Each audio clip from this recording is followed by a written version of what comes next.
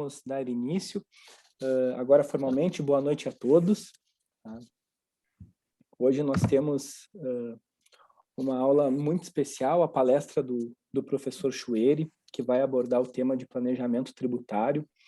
Eu gostaria já inicialmente de informar o professor Chueri que nós temos a presença aqui do professor Dr. Gustavo Santana, de Direito Administrativo, que também convidou a turma dele para vir lhe escutar.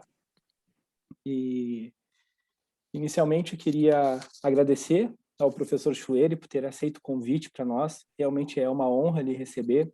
Somos uma faculdade que formamos os nossos primeiros formandos no ano passado, né, em meio à pandemia, e esse é o segundo evento que a gente faz com direito tributário na faculdade. O primeiro evento foi com o professor Sérgio André Rocha, e agora o segundo é contigo, professor.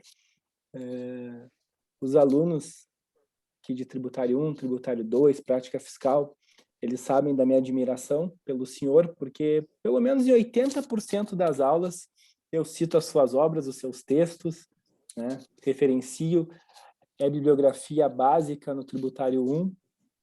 Eu também informo o site para que eles possam consultar, que foi uma ideia excelente, que contribui muito com a parte acadêmica, um site que contém artigos, livros, palestras gratuitas.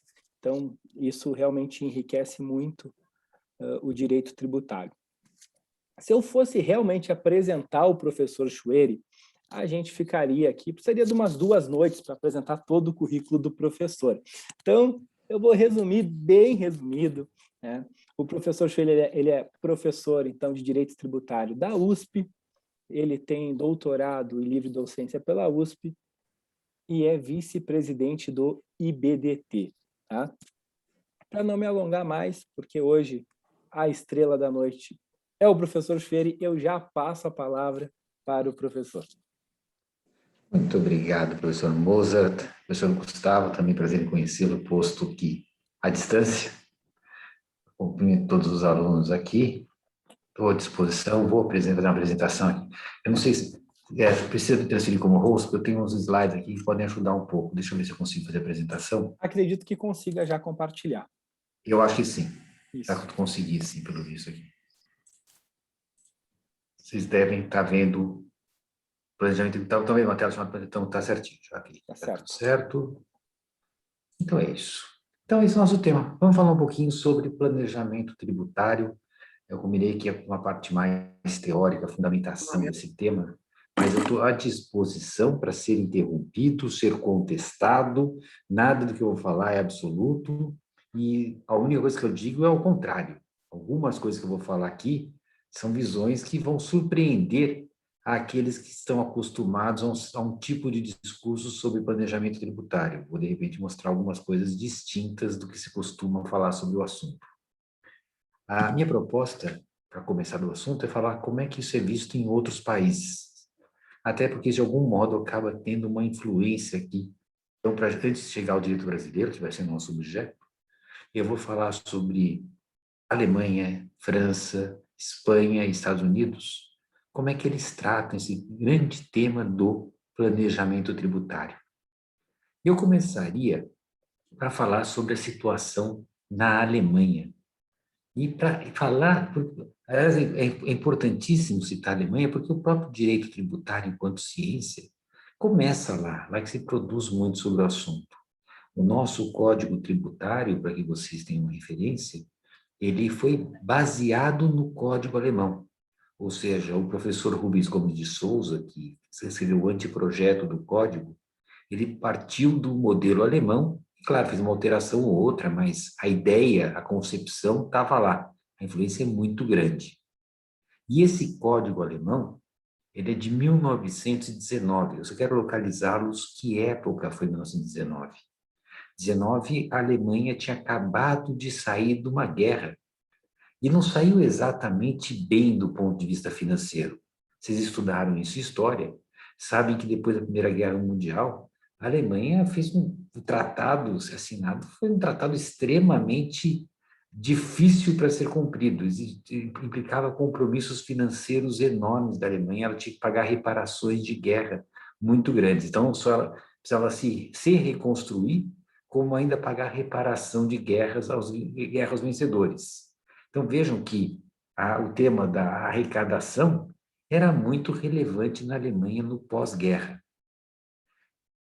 Ao mesmo tempo, o sistema tributário alemão de então, como de resto do mundo inteiro, ainda não era um sistema tributário como o que a gente conhece hoje, em que se busca muito a capacidade contributiva. A capacidade contributiva era tema, até então, tema de economistas, pessoal que estava em finanças públicas, mas o tributo, em concreto, ele tinha por base, normalmente, atos jurídicos, atos formais. Então, você constitui uma empresa, você paga um imposto, eram questões como essa. O imposto de renda é muito recente, gente, assim, não é uma coisa muito antiga. A carga tributária até então era muito baixa, então bastava ter uma tributação sobre atos formais. De repente, quando eu passo a precisar aumentar a tributação, aí o tema econômico, o tema de saber, mas eu estou cobrando de quem pode pagar, se torna mais relevante. Então, não surpreende que a própria palavra capacidade contributiva passe a ganhar força. Eu posso cobrar dessa pessoa, ela revela a capacidade contributiva. Então, vem toda uma discussão nesse sentido, nesse pós-Primeira Guerra Mundial. Ao mesmo tempo, também havia uma preocupação com aqueles que não pagavam, que tivessem capacidade contributiva e não pagassem, porque alguém estava pagando essa conta. Eu insisto, a arrecadação era alta. Foi justamente nesta época, houve um caso que ficou muito conhecido na Alemanha, chamado caso Mitropa. O caso Mitropa, eu vou resumir bastante, imagine que eu tenho uma sociedade que tem um objeto social e tem alguns sócios. E a sociedade fique parada, dormente. Eu tenho um imposto sobre a constituição de sociedades. Daí alguém tem uma ideia muito boa. Em vez de eu constituir uma sociedade e pagar o imposto sobre constituição de sociedades, eu vou lá, vou comprar a Mitropa, vou comprar aquela sociedade, vou comprar aquele CNPJ. Então, eu compro a empresa, mudo o nome, mudo o objeto social, mas o CNPJ é o mesmo. Então, do ponto de vista técnico, eu não constituo empresa, embora economicamente, é claro, não tem nada a ver com a antiga. E esse caso foi julgado, gerou uma baita discussão, porque os tribunais não tinham como exigir um tributo, porque, afinal de contas, o tributo era sobre constituição de sociedade e nenhuma pessoa jurídica havia sido constituída. Vejam, mudou os quadros societários, mudou o nome, mudou o endereço, mudou o objeto, mas não se constituiu sociedade. A partir dali, surgiu uma grande discussão na Europa, na Alemanha, aliás, sobre, afinal de contas, qual é o objeto da tributação? É um fato formal ou é um fato econômico representado por esse fato formal? Ou seja, o direito tributário busca formas jurídicas ou busca situações econômicas que surgem, que são efeitos daquelas formas jurídicas. Esse debate levou a uma das grandes questões do direito tributário, que é sobre a autonomia do direito tributário. O direito tributário é um ramo autônomo que tem suas próprias figuras, ou é, usando uma expressão bastante corriqueira, um direito de sobreposição, um direito que depende de outro direito. Um juiz da Corte de Finanças da Alemanha, chamado Ino Becker, que era de formação até civilista, mas que tinha que julgar esses casos de planejamento tributário, passou a ser o grande defensor da autonomia do direito tributário, dizendo que o direito tributário não se preocupa com formas, preocupa-se com aquilo que está por baixo da forma, com a essência. O que se tributa é a essência e não a forma. a partir desta visão deste juiz, criou-se uma ideia, uma expressão que a gente fala em consideração econômica. Consideração econômica, na Alemanha, nada mais é do que dizer que quando eu leio um texto na lei, eu não preciso necessariamente interpretá-lo segundo os parâmetros do direito civil. Pode ser que a forma sequer seja relevante, porque a lei tributária pode buscar o efeito e não a forma. Ou seja, o Eno Becker defendeu, e isto acabou se refletindo no Código Alemão de 1919, defendeu a consideração econômica, dizendo, ao se interpretar uma lei tributária, verifique-se se o legislador queria dar ênfase para a forma ou para aquilo que é o efeito daquele negócio. O que se tributa é o negócio ou é o efeito do negócio? A partir desta pergunta é que surge, então, essa palavra chamada consideração econômica. O intérprete deve perquirir se a hipótese tributária exige a presença de determinada forma jurídica ou se esta é irrelevante. Olha que coisa interessante. Quer dizer, a lei tributária usa uma expressão. Essa expressão existe no direito privado, mas pode ser que, apesar disso, o próprio negócio a que se refere essa expressão não precisa estar presente para que haja tributação. Professor, eu não entendi. Pela consideração econômica, admite-se que o legislador, mesmo que use uma expressão que existe no direito privado, não se tenha vinculado a ela. E dá um exemplo, professor.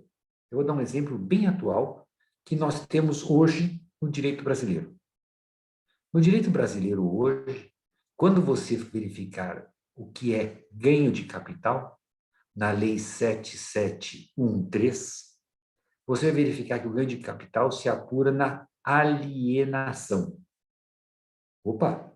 A alienação, então, é um termo utilizado pela lei tributária para um imposto de renda, tá? Alienação, por causa da pessoa física, se eu alieno um bem. Alienação é um termo que existe no direito privado. E se eu fosse dar a prevalência do direito privado, eu diria, se não houver alienação, não há tributação. Portanto, o tributo exige um negócio, chamado negócio que leve à alienação.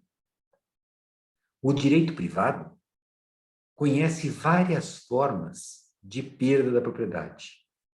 Uma é a alienação, mas não é a única. Só para dar um segundo exemplo, a desapropriação também é uma forma de perda da propriedade, de transferência de propriedade, mas não é a alienação. Não existe negócio jurídico na desapropriação. Daí, quando eu continuo olhando a Lei 7713, eu vejo que ela fala que será cobrado no caso de alienação. Daí continua o legislador. Tais como compra e venda. Bom, compra e venda é alienação. Permuta. Permuta é alienação. Etc, etc. De repente, sabe que palavra aparece como um dos exemplos? Desapropriação. Opa! Se o legislador utilizou desapropriação como um exemplo de alienação, então eu sou obrigado a concluir que a lei tributária utilizou a expressão alienação, mas não no sentido de direito privado. Porque se fosse direito privado, jamais a desapropriação seria um exemplo. Isso me obriga a voltar para a lei para perguntar, legislador tributário, quando você usou a expressão alienação, você queria um negócio jurídico? Eu queria responder, claro que não. Tanto é que eu pus desapropriação. Eu não precisava de uma alienação. O que eu quero falar é qualquer transferência de propriedade. Percebeu o que eu acabei de fazer? Eu acabei de interpretar a lei tributária não a partir da figura do direito privado, mas buscando o que o legislador quis. Ele queria uma transferência de propriedade. Ele não estava preocupado se havia negócio jurídico ou não havia negócio jurídico. Pois muito bem, a proposta da consideração econômica é essa, é ler o texto da lei e perguntar, senhor legislador, como se eu entrevistasse o legislador. Senhor legislador, o senhor está preocupado com o negócio jurídico? Essa expressão tem um sentido de direito privado ou eu posso desprezar isso? Podendo, eu desprezo. Daí significa que, voltando ao caso da mitropa lá, se eu concluísse que o legislador não estava preocupado se havia uma constituição formal de sociedade, e sim se houvesse um novo empreendimento, talvez eu pudesse tributar a situação a partir da consideração econômica. Perceba que eu não estou falando em analogia, não estou falando em nada assim de absurdo, estou apenas buscando interpretar o texto da lei. Mas daí continua. Então, portanto, boa parte daquilo que a gente vê de esquemas de planejamento tributário, se submetidos ao teste da consideração econômica, não sobreviveriam. Porque se eu concluísse que o legislador está tributando o efeito e não o negócio, daí se o contribuinte usa um negócio alternativo que produz o mesmo efeito, eu digo, vou te tributar. Pois, afinal de contas, o que eu tributo é o efeito, não é o negócio. Então, você perceba que fica muito mais restrito o espaço para o planejamento tributário. Pois se você quer aquele efeito, meu amigo, você vai pagar o imposto. Isso é o que oferece a consideração econômica, o que deixa o planejamento tributário na Alemanha muito mais restrito. Continua o sistema alemão para dizer, olha, mas vai haver casos em que eu concluo que o legislador exigia um negócio jurídico. Porque às vezes não exige, às vezes exige. Se eu concluir que o negócio jurídico é fundamental, daí eu vou para a segunda ferramenta. Eu verifico se no caso concreto, nesse planejamento, não houve simulação. Então, se a forma jurídica era exigida, eu tenho que verificar se o caso concreto tem simulação ou não tem simulação. Porque se tiver simulação, não deu planejamento. E, finalmente, surge uma terceira figura. Figura que eu quero que vocês percebam é muito residual, porque eu preciso dar uma situação que a consideração econômica não tratou. Então, a forma jurídica era relevante, porque se não fosse relevante, está aqui. Agora, admita que uma forma jurídica é relevante e o contribuinte adota outra forma jurídica. Aqui, na Alemanha, eu tenho um artiguinho de lei dizendo, se você usar uma forma inusual, uma forma que não é comum para atingir aquele efeito, e se a escolha dessa forma inusual foi feita com a finalidade de fugir do tributo, você vai ser tributado como se tivesse usado a forma usual. Então, aí eu tenho uma norma anti-abuso aplicada para abuso de formas jurídicas. É a situação em que existe uma forma usual, você usa uma forma inusual com a finalidade de fugir da tributação. É o abuso das formas jurídicas. Diz a lei, a obrigação tributária não pode ser eludida ou reduzida mediante o abuso de formas e formulações do direito civil. Quando houver abuso do imposto, os impostos deverão ser cobrados como seriam se adotada a forma jurídica adequada para os fenômenos, fatos e relações econômicas. Então, olha como é que funciona a lei. Se eu tiver abuso, eu vou ser tributado como se eu tivesse usado a forma adequada. Professor, isso é analogia? Sim, isso é analogia. Na Alemanha tem analogia sim, para o sistema deles. Então, a lei prevê um negócio, e eu adotei um outro negócio, o juiz fala, esse negócio você usou de forma abusiva, então eu vou te tributar como se você tivesse feito o primeiro negócio. Essa é a cláusula anti-abuso que existe na Alemanha. Então, aqui tem os requisitos para o que é o abuso? Quando tiver uma forma inusual para o resultado econômico procurado. Quando não houver qualquer fundamento econômico razoável para a escolha do meio adotado. Quando parece que outra estrutura seria imediatamente exigida para tanto. E se a estrutura é casuística, difícil, não natural, superficial, contraditória ou transparente, e sua finalidade econômica aparece como secundária no caso. Aí eu tenho o tal do abuso. Acontecendo isso, então, eu vou tributar como se tivesse usado a forma usual. França. A França tem uma situação diferente. Lá eles têm no código de impostos dele a figura do abuso do direito. Então, se houver abuso do direito, eu vou restabelecer o verdadeiro caráter da operação. Eu vou descartar, por não ser oponíveis à minha administração, os atos constitutivos de um abuso de direito, seja porque sejam fictícios, seja porque, ao buscarem o benefício da aplicação literal dos textos ou de decisões, vão contra os objetivos perseguidos por seus autores e não podem ser inspirados por nenhum outro motivo, senão o de elidir ou mitigar os encargos financeiros, encargos fiscais, com que o interessado teria normalmente arcado, considerando sua situação ou atividade concreta. Então, abuso do direito.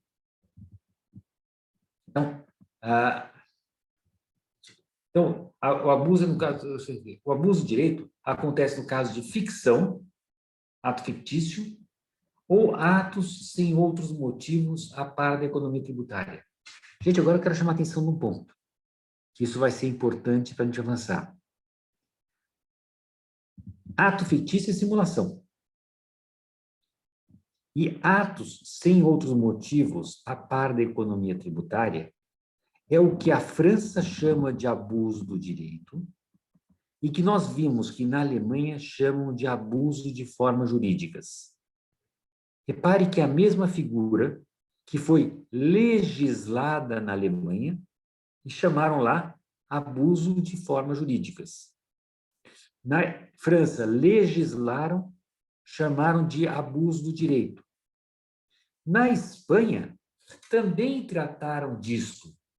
Trataram com esse conflito na aplicação da norma tributária. Alguns falam que é fraude à lei.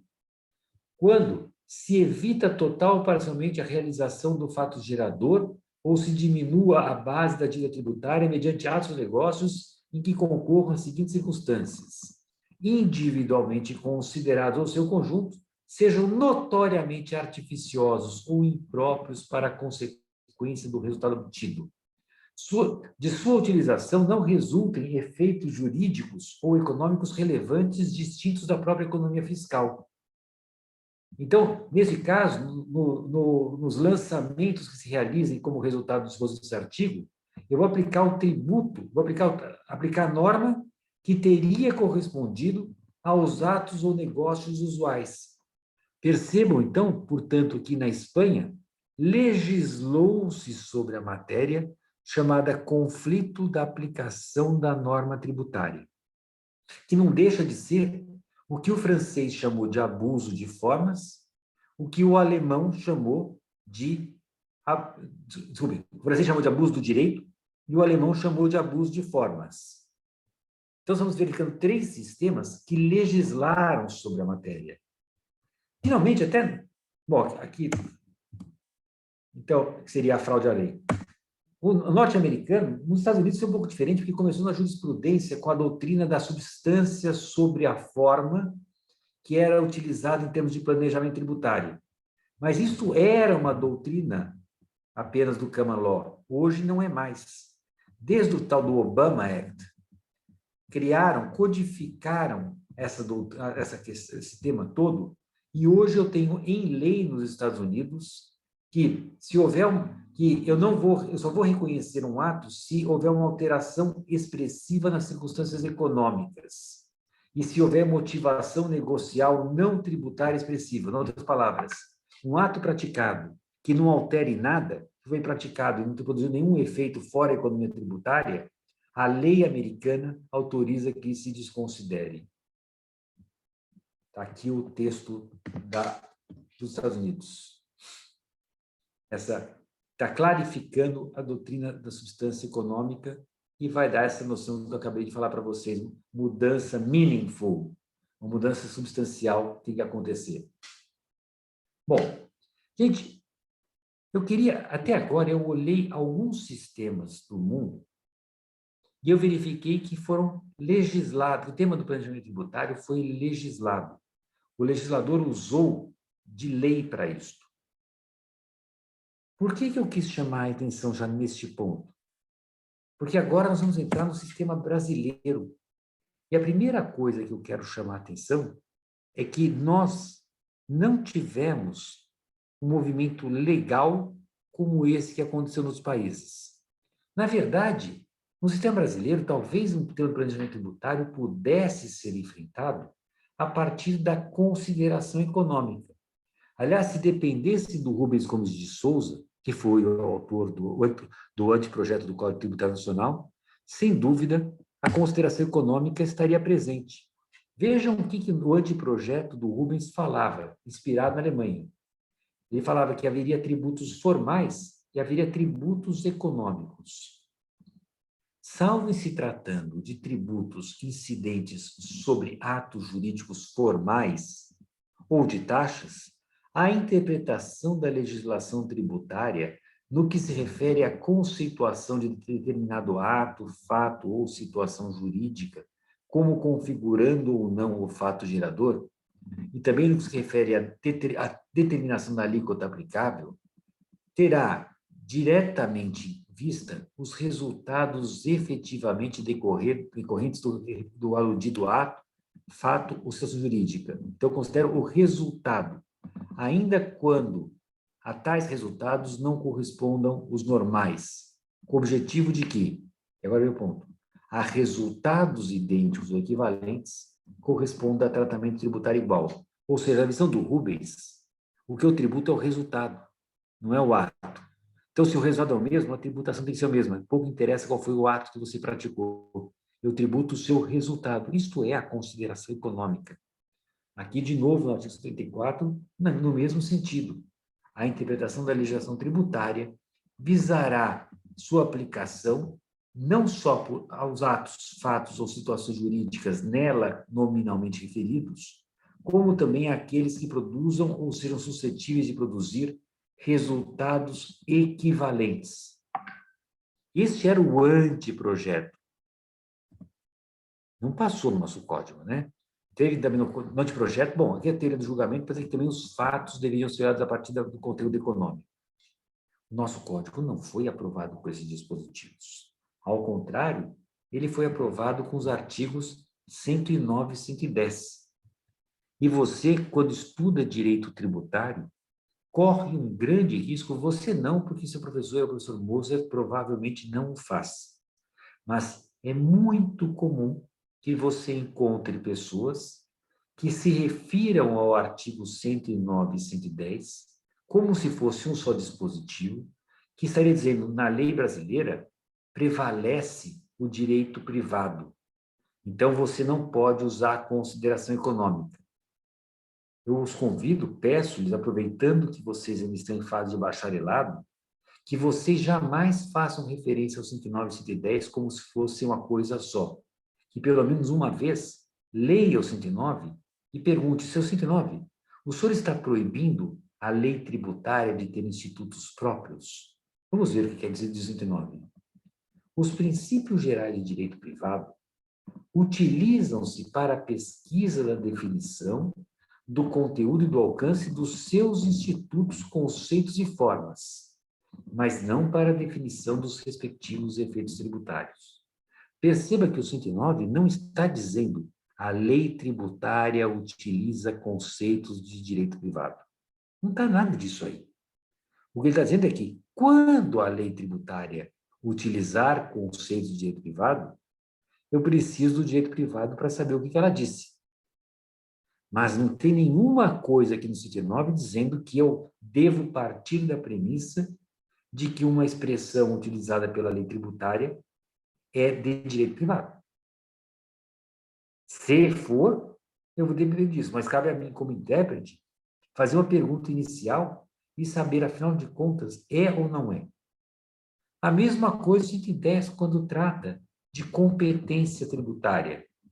A lei tributária não pode alterar definição, conteúdo e alcance de institutos, conceitos e formas do direito privado, utilizados expressa ou implicitamente pela Constituição Federal, pela Constituição do Estado ou leis orgânicas do Distrito Federal, para definir ou limitar competência tributária. É dizer, se o Constituinte utilizou na definição de competência tributária um instituto de direito privado, daí não quer alterar o que a Constituinte fez. Mas cuidado, porque pode ser que ele não tenha usado. Eu dou um exemplo. Se eu pegasse aqui, por exemplo, a Juliana Boff. Juliana, vou bater um papo com você. Juliana está aí, né? Sim. Juliana, veja o seguinte. Na Constituição brasileira, nós temos competências de tributos federais, estaduais e municipais. E o 110 está dizendo, olha, quando o Constituinte utilizar um conceito de direito privado, você não pode alterar esse conceito, tá bom? Tá. Para os municípios, existe uma competência, um imposto sobre a propriedade territorial urbana. Tá bom? Uhum. Então agora me tiro de uma coisa. Se eu morar no Rio de Janeiro, na Avenida Vieira Souto, que é um dos endereços mais caros do Brasil, eu tenho um apartamento lá. Eu estou sujeito ao IPTU? Você sabe Acredito. do IPTU? Sim. Acredito que sim. O IPTU é Imposto sobre a Propriedade Territorial Urbana. Agora, Juliana, eu vou lhe contar uma coisa, eu quero que você reflita um pouco mais. Existe no direito brasileiro um instituto que assegura que toda a orla marinha e todos os terrenos à beira-mar, se não me engano, eu não sei qual é uma área do pré-mar, de não sei qual data, enfim, para resumir, todo o terreno de praia pertence à Marinha. Aquele apartamento que está construído lá... Se eu não me engano, são 33 metros, professor Schering. Que seja, eu nunca sei de cor. Enfim, o fato é que aquele terreno não pertence a você. Ele pertence à Marinha. Você tem uma enfiteus, é um direito real, mas não é propriedade. É um outro direito real. Agora eu continuo, Juliana. Se eu não sou proprietário, eu sou enfiteuta, eu pago IPTU? Sim. Como é que eu pago IPTU se eu não sou proprietário? Olha o 110 do CTN. Olha o que ele está dizendo. Mas o senhor está usando a propriedade, né? Não, O uso da propriedade é... Imposto sobre a propriedade. Eu não tenho propriedade. Eu tenho enfiteus. Entendi. Realmente não... Eu estou usando a propriedade. Eu gostei porque você, sem querer, você se deu bem. Sabe o que você acabou de fazer, Juliana? E é exatamente o que eu queria chamar a atenção. Embora, olha, Alcides, discute isso junto. Eu não sou proprietário. O imposto é sobre a propriedade. Se eu entender que o signo do constituinte propriedade é igual a direito de propriedade, então, se eu não tenho direito de propriedade, eu não posso pagar o imposto. Só que a expressão propriedade, que é o nome de um direito, também é utilizada para o objeto do direito. Ou seja, se eu disser para você, falar assim, você está usando a minha propriedade. Eu não estou usando o seu direito. Eu estou usando o seu imóvel. O seu cachorro invadiu a minha propriedade. A expressão propriedade aqui não é o direito de propriedade. É o imóvel, percebe? Propriedade é o próprio bem. Tanto é que eu posso falar e falo, quem tem a posse dessa propriedade? Então, o que eu quero mostrar para você, que é um caso interessante, que o Constituinte usa uma expressão, propriedade. Essa expressão existe no direito privado, direito de propriedade, mas essa expressão também existe fora do direito de propriedade, que é o próprio bem. Então, o IPTU não é um imposto sobre o direito de propriedade.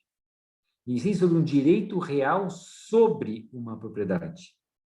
A enfiteuse é um direito real sobre a propriedade, como a propriedade o é, como a posse o é.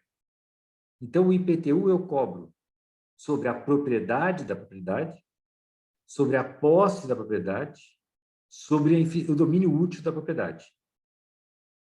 O que eu tentei mostrar para vocês aqui, eu não sei se eu consegui ser claro, que eu estou numa situação em que existe uma expressão na lei, no caso da própria Constituição, que eu poderia dizer essa expressão, quando o Constituinte usa a expressão propriedade, ele vinculou-se ao direito civil, e nesse caso eu diria não é possível cobrar se não houver direito de propriedade. Ou eu posso dar um passo adiante, dizendo não, o Constituinte não estava nem aí com o direito civil. Ele não estava falando em direito de propriedade, ele falou apenas propriedade. E propriedade pode ser um objeto. Então, basta que eu tenha qualquer direito sobre a propriedade que eu pago o imposto. Sim, até porque o IPTU é uma obrigação própria ter rem, né? Que é da propriedade. Então, mas percebeu que a propriedade está sendo como imóvel. O que eu quis pegar como esse exemplo, Juliana, foi para dizer que é perfeitamente possível que a lei utilize uma expressão, a expressão existe no direito privado, mas eu, como intérprete, concluo que o legislador não quis se vincular ao direito privado. Percebeu o que eu fiz? Sim, entendi. Então, o que eu quero mostrar para vocês, essa é a minha tese aqui, é dizer que no direito eu não tenho nenhuma obrigação de me submeter ao direito privado. O direito tributário pode ter uma interpretação autônoma, própria. Eu quero saber o que, para fins tributários, está se querendo dizer aqui. Quando eu dou esse passo, quando eu falo o que para fins tributários essa expressão quis dizer, eu estou abrindo espaço para a boa e velha consideração econômica que existe na Alemanha. Fala, Mozart. Professor, nesse exemplo específico do IPTU, eu não poderia dizer que eu interpreto a questão da propriedade também com auxílio do CTN, que fala que o sujeito passivo vai ser o possuidor a qualquer título? Sim, mas sem dúvida, mas o CTN poderia ser, na visão de quem defende a prevalência do direito privado, vai dizer que esse dispositivo é inconstitucional. Sem Sim. dúvida. Ou seja, é que quem acredita que a Constituição já que o direito tributário está submetido ao direito privado, se o Constituinte usou a expressão propriedade, eu não poderia fazer nada diferente, nem pelo CTN. Claro que eu poderia, moça, estou com você. Sim.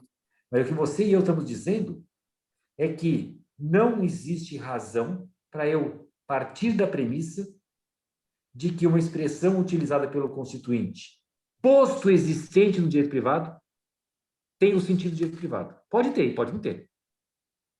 Eu preciso ir adiante para descobrir o que...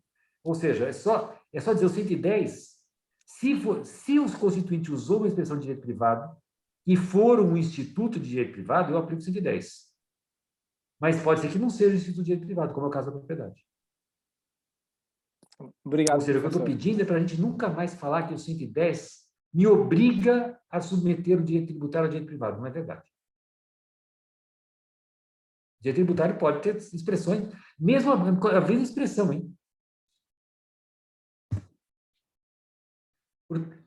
A consideração econômica, na doutrina, que eu citei o Paulo Vaz Carvalho, mas vários autores, tem uma ojeriza a ideia de consideração econômica no direito tributário. Isso foi rejeitado, isso não existe, etc. Eu, pessoalmente, tenho uma visão diversa. Eu vou reproduzir um esquema que eu tenho, aliás, no meu livro, lá no capítulo 11, Interpretação da Lei Tributária, eu uso esse esquema. Eu gostaria que vocês entendessem o que é isso. A gente aprende a falar que o fato se subsume à lei. Subsunção do fato à lei. Isto não existe. Não existe subsunção necessariamente entre categorias lógicas iguais. Lei é uma coisa abstrata. Fato é uma coisa concreta. É impossível uma coisa concreta subsumir-se a uma abstrata. Para ver a subsunção, tem que ser categorias lógicas iguais. Então, o que eu faço? Eu pego a lei extraio dela um conceito na própria lei. E pode ser que esse conceito seja de direito privado. Daí eu vou ao fato, e por um processo que eu chamo de qualificação, eu também busco um conceito do fato. Agora, eu tenho a possibilidade da subsunção. Vamos dizer que a lei fale, vou tributar os alunos de direito tributário.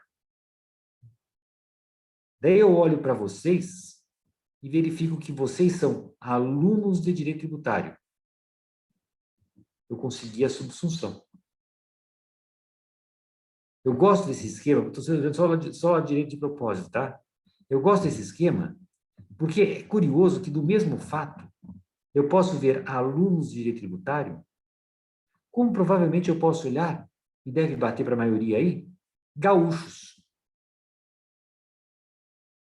Ou seja, do mesmo fato, eu posso buscar várias naturezas jurídicas distintas. E conforme a natureza jurídica que eu vejo no fato, eu posso ir na lei buscar também várias naturezas jurídicas e descobrir várias consequências. Por isso que é muito comum que eu tenha, para o mesmo fato, decisões distintas. Porque um juiz olha para o fato e dá uma qualificação, o outro juiz dá outra qualificação, e ambas estão corretas. Porque a situação é mais complexa. A situação pode ser, ao mesmo tempo, estudantes de direito e gaúchos. Elas não se excluem. E se eu tiver uma norma aplicável a estudantes de direito, outra aplicável a gaúchos, eu posso ter decisões divergentes. Mas o que eu quero mostrar para vocês é que eu tenho a interpretação da lei, a qualificação do fato, são dois momentos que ocorrem para que eu possa fazer finalmente a subsunção.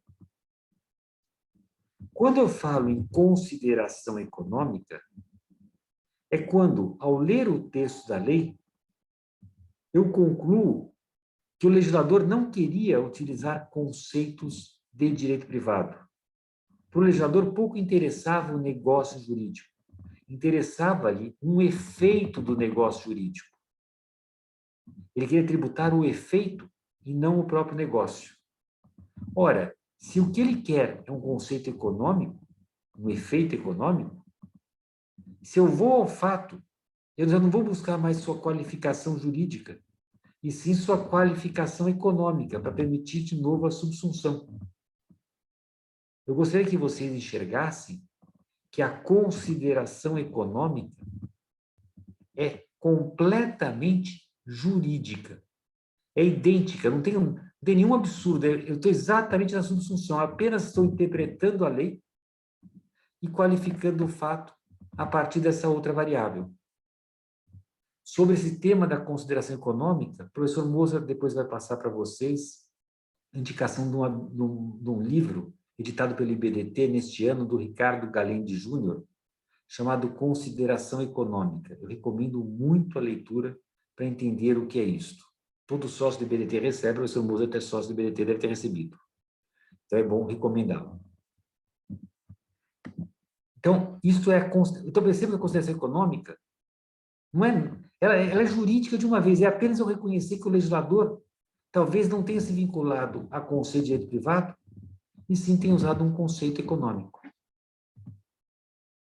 E eu estou convencido de que o Código, apesar de não ter adotado aqueles dispositivos que o Rubens queria, manteve, olha que coisa que ele manteve. Quando ele fala do fato gerador, ele fala, o fato gerador pode ser uma situação de fato ou uma situação jurídica. Gente, o que é uma situação de fato, se não esse tal de conceito econômico? O Código Tributário Nacional admite que o fato gerador seja uma situação jurídica e uma situação de fato. Quer dizer, eu lendo a lei, eu vejo que o que é tributável é a tal da situação de fato. Então, percebam que o nosso código ele se abre perfeitamente a uma consideração econômica, a que eu leia no texto da lei que o que estão buscando é o efeito. Olha, as circunstâncias materiais necessárias para que se produzam os efeitos que normalmente lhes são próprios. Quando eu vou olhar no 118, ele fala, se eu tributo uma situação de fato, eu não preciso saber se o negócio que provocou a situação de fato era válido ou não era válido. Desde que os efeitos tenham acontecido, ocorre a tributação. Já se eu tributo uma situação jurídica, aí eu digo, pouco me interessa o efeito, me interessa que o negócio tenha sido praticado. Ou seja, o nosso código abriu-se, sim, à possibilidade da consideração econômica, como hoje é praticada na Alemanha. Eu não vejo nenhuma razão por que não se pratique isso no Brasil. Ou seja, eu tenho a tal da situação jurídica e situação de fato. Se eu tiver situação de fato, não vejo qualquer problema em fazer a consideração econômica. Porque existe uma rejeição histórica que eu não vejo motivo. Por outro lado, se eu não tenho uma situação de fato, se eu concluo que o fato gerador está vinculado a um negócio jurídico, agora sim eu tenho o tema que alguns tentam invocar para impedir o planejamento tributário feito porque eu vi que a lei queria um negócio jurídico e eu pratico um outro negócio jurídico. Uma parte forte da doutrina fala você não pode fazer isto porque isto é um abuso do direito. Na França, já se sabe que abuso do direito não pode ser o oposto do fisco. Gente, abuso do direito, eu tenho no direito privado, no direito, quando eu, no uso do meu direito, eu gero um prejuízo, eu invado o seu direito. O exemplo que você deve ter aprendido na faculdade é quando eu faço aquela torre para gerar uma sombra no vizinho. Então, eu estou abusando da propriedade, eu posso construir a propriedade? Posso. Mas se eu construir para gerar uma sombra no meu vizinho, eu estou abusando do meu direito. Ora, em matéria tributária, se eu concluo que o fato gerador é um negócio, e eu não pratico aquele negócio, eu pratiquei um outro, eu cometi abuso. Professor, claro, você praticou porque você impediu o tributo. Não, peraí, eu impedi o fato gerador. Agora vem o ponto. Olha a questão lógica. Para fazer abuso, eu preciso, no exercício do meu direito, invadir o seu direito. Seu direito do fisco. Fisco, sem que eu incorra no fato gerador, você tem algum direito? Não. Você tem uma expectativa. Você pôs no orçamento. Você espera receber. Mas sem que eu incorra no fato gerador, você não tem direito. Então, falar em abuso do direito, se eu não estou invadindo o direito de ninguém, me parece descabido. Não cabe falar em abuso do direito em matéria tributária, porque o fisco não tem um direito sem que eu incorra no fato gerador. Eu não abuso do direito se eu não invadir o direito de ninguém. Se não surgiu o seu direito. Puxa, mas então seria abuso de formas. Abuso de forma no direito brasileiro não pode, porque isso, na Alemanha pode, no Brasil seria analogia. E analogia é proibida, está no Código, artigo 108 do Código. Seria fraude à lei. Fraude à lei imperativa, a gente conhece no direito. É quando eu dou um contorno para fugir de uma obrigação que eu teria que fazer. Qual é a lei imperativa que eu estou fugindo no planejamento tributário? Professor, claro, tem uma lei imperativa. Incorreu no fato gerador, tem que pagar. Claro. Se eu incorresse no fato gerador, eu teria que pagar. Mas repare que meu planejamento fez com que eu não incorresse no fato gerador. E não existe nenhuma lei que me obriga a incorrer no fato gerador. Então, não pode ser fraude à lei eu não incorrer no fato gerador, porque eu não sou obrigado a tanto. O que eu estou querendo dizer com a mensagem que eu quero dar agora para vocês? É que, noutros ordenamentos, o planejamento tributário pode ser impedido por conta de abuso de direito, fraude à lei ou abuso de formas. No direito brasileiro, não. Professor, por quê? Somos diferentes? Somos. Como assim, professor? E agora vem o ponto, talvez o grande pulo do gato. Na Alemanha, legislou-se criando uma figura chamada abuso de formas, com antecedente e consequente em lei. Na França, legislou-se criando uma figura chamada abuso de direito, com antecedente e consequente em lei. Na Espanha, legislou-se com antecedente e consequente em lei. Vamos dizer que na Alemanha, em vez de chamarem abuso de formas jurídicas, falassem, fica criado o Instituto da Bolinha. Ocorre bolinha quando o contribuinte praticar um negócio inusual com a finalidade de economizar tributo. Havendo bolinha, o contribuinte vai ser tributado como se tivesse praticado negócio usual. Daí a França olhasse e falasse assim, puxa, vou copiar. Fica instituída a bolinha. Ocorre bolinha quando o contribuinte praticar um negócio inusual com a finalidade de economizar tributo.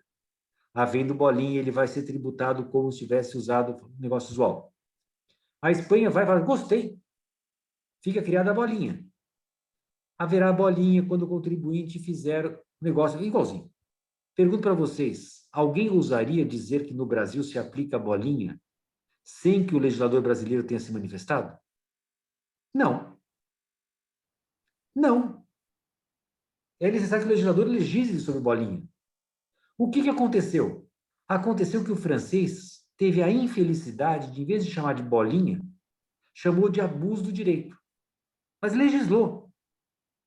E daí, os brasileiros apressados falam, nós também temos abuso do direito.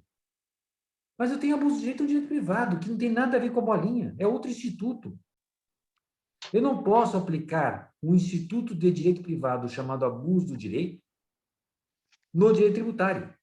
Eu preciso legislar em direito tributário e dar o nome que eu quiser. Posso chamar de abuso de direito, abuso de forma, posso chamar até de bolinha. Mas enquanto eu não legislar, eu não posso impedir o planejamento tributário invocando o Instituto Jurídico do Abuso de Direito. O Instituto Jurídico do Abuso de Direito não se presta à matéria tributária, porque não há direito do fisco. Será que eu fui claro com isso? Ou seja, a única coisa que pode ter é simulação. Fora isso, não há como impedir. Mas, professor, eu tenho um parágrafo único do artigo 116 do CTN. E o parágrafo único 116 é uma norma anti-abuso. Será que ela é mesmo? Vamos ler o 116, o que ele diz. A autoridade administrativa poderá desconsiderar atos ou negócios jurídicos praticados com a finalidade de dissimular a ocorrência do fato gerador do tributo ou a natureza dos elementos constitutivos da obrigação tributária, observados procedimentos a serem estabelecidos em lei ordinária. Vamos tentar ler esse dispositivo. É bom a gente ler o dispositivo. Vamos lembrar. Bolinha, o que acontece bolinha? Um negócio é tributável, eu pratico outro negócio, não aquele tributável, eu pratico um outro negócio. Eu serei tributado como se tivesse feito primeiro. Portanto, o pressuposto da norma alemã, da norma francesa é eu não incorri no fato gerador. Eu incorri num outro negócio e vou ser tributado como se tivesse corrido no fato gerador. Annelise Friedrichs. Aí, Annelise? Sim, professor. Oi. Eu falei, na Alemanha, o pressuposto é não houve fato gerador. E você vai ser tributada como se tivesse incorrido. Foi claro? Entendeu? Na Alemanha? Você não incorreu no fato gerador, fez um planejamento tributário, mas vai ser tributado como se tivesse ocorrido. Foi claro ou não? Sim, Agora eu vou perguntar se isso é igual ao Brasil. O pressuposto aqui nesse texto é: houve um fato gerador ou não houve um fato gerador? Leia de novo. A autoridade pode desconsiderar atos praticados com a finalidade de dissimular a ocorrência do fato gerador do tributo. houve o fato gerador e, portanto, eu quero dissimular a existência desse fato, né? Portanto, o fato gerador ocorre e eu estou dissimulando, eu estou escondendo algo que aconteceu, concorda? Perfeito. Então, você vai concordar comigo que essa norma não tem nada a ver com a norma alemã. A norma alemã é: Não. não houve o fato gerador, vou te tributar como se tivesse ocorrido. A norma Perfeito. brasileira é: houve o fato gerador, você dissimulou isso, eu vou tributar o que de fato aconteceu, o que de verdade aconteceu. Portanto, nós estamos falando apenas de simulação, concorda? Perfeito, concordo. Ou seja, a simulação, no caso, é simulação relativa, dissimulação. Algo parece ter acontecido quando algo diverso aconteceu. Estou querendo mostrar isso, Nelise, porque é muito comum que as pessoas leiam o 116 para tributar fatos que não ocorreram, como se tivessem ocorrido. Eles invocam o 116 para afastar o planejamento tributário. Quando você leu, Nelise, que o 116 só se aplica se eu tiver uma dissimulação sobre um fato ocorrido. Percebeu a redação? Claro. Então, é uma mera regra anti-simulação. É bom guardar isso porque você vai virar uma tributarista, vai adorar direito tributário, toda hora vão citar o 116, parágrafo único. Eu quero que você diga: não, eu li o 116, você não leu. Se você lesse, você ia concluir isso. Tá bom? Você sempre vai falar assim: leia o 116. Você vai leia antes de falar. Ou eu digo, consulte o professor Schwerer, ele vai te ajudar a ler melhor esse 116. Não, Annelise, pode dizer, pode diferente. Eu tive aula com o professor Schwerer, eu já sei ler. Pronto. Ótimo, ótimo. Tá? Bom, como é que o CARF trata essa matéria do planejamento tributário? Aqui é interessante ver uma evolução curiosa. Porque por muito tempo o tema era a partir da ideia de legalidade. Então falavam tal de tipicidade cerrada, era um formalismo absoluto. Então, as situações mais esdrúxulas, não interessa, cara de pau que fosse, você se firmava no que estava na lei. Daí mudou para uma tal de conteúdo econômico e passaram a vir coisas como a essência do negócio jurídico, análise da transação como um todo. Eles falavam em filme e não foto. E muito essa história de propósito negocial. Se não houver propósito negocial, eu desconsidero a transação. Qual é a base legal? Nenhuma. Nenhuma, mas o fato é que o CARF evoluiu para isso. No começo, era esse formalismo enorme. Aqui eram uns casos assim, que dizia: olha, se não houver simulação, faça o que você quiser. Aqui era a situação assim que eu constituía uma empresa, aumentava o capital, logo em seguida reduzia, tudo bem. Os atos aconteceram, reconheço. Isso foi normal, normal até o fim do século passado. Era assim que se tratava o tema do planejamento tributário e ninguém se opunha a isto. De repente, daí houve essa mudança do CTN, mais ou menos nesse período, nós já vimos do CTN, coincidiu com uma mudança da postura do próprio CARF. Desculpa, só um ponto interessante. Mudou o CTN. Quando mudou o CTN, os fiscais disseram: oba, agora está para nós, temos uma norma de abuso. Você, Annelise, já sabe que não. Agora eu vou te contar uma coisa, Annelise. Não só eles achavam que já tinha uma norma de abuso, como eles pegaram, observados os procedimentos estabelecidos em lei ordinária, e baixaram uma medida provisória 66, que olha o que ela dizia. Olha o que ela dizia.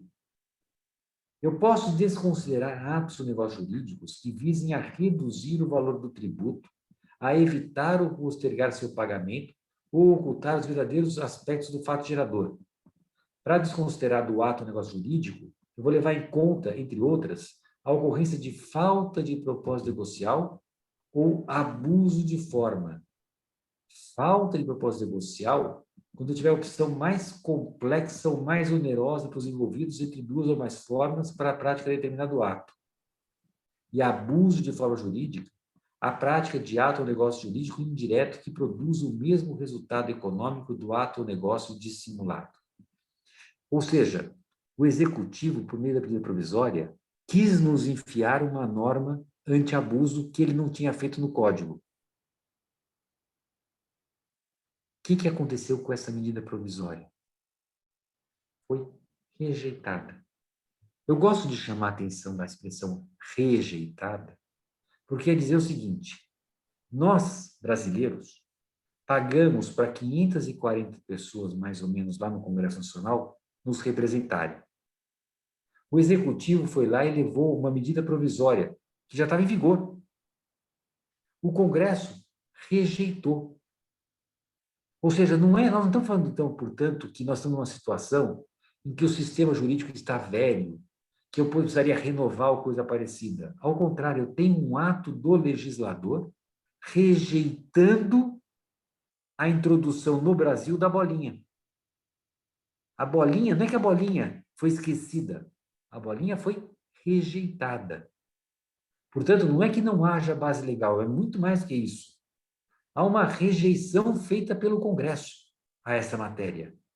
Eu posso afirmar com tranquilidade que os nossos representantes não aceitaram a bolinha. Eles, ou seja, o 116, ele é só para simulação, como já falei para vocês, foi rejeitada a medida provisória 66. Não obstante, apesar dessa rejeição do Congresso, o CARF diz: eu sou mais eu. Ele passa a adotar decisões e mais decisões que falam que a ausência de motivação extratributária seria suficiente para desconsiderar o negócio, que a liberdade de auto-organização não endossa a prática de atos sem motivação negocial. Veja, são requisitos que estavam na medida provisória e que foi rejeitada. Gente, em 2006, o CARF fala com os argumentos de uma medida provisória que foi rejeitada pelo Congresso. Quer dizer, se eu contasse isso em outro país, eu falaria: como é que é isso? Se eu conto para vocês que são estudantes de direito, só assim, mas isso não pode. Porque eu aprendi que o legislador legisla e que o executivo segue. Eu detesto dizer para vocês que no Brasil não é bem assim. A gente paga o legislador para legislar, ele legisla, mas o executivo diz: não, você não sabe legislar, eu sei mais. Eu sei mais que você. Nós vivemos numa situação tal que o executivo acha que sabe mais que o legislador.